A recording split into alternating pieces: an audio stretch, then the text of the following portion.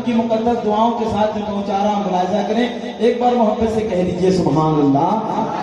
कि दौर अलहाद है यार पे, तू बचाना मुझको। दौर अलहाद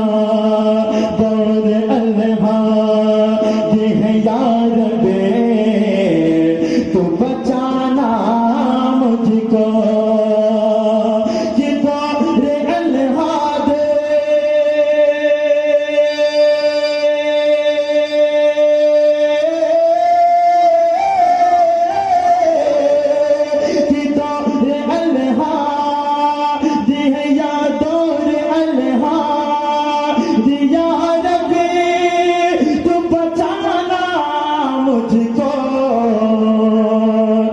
डूब ना जाए, हाँ डूब ना जाए ये कहीं ऐसा सफीना लिख दे।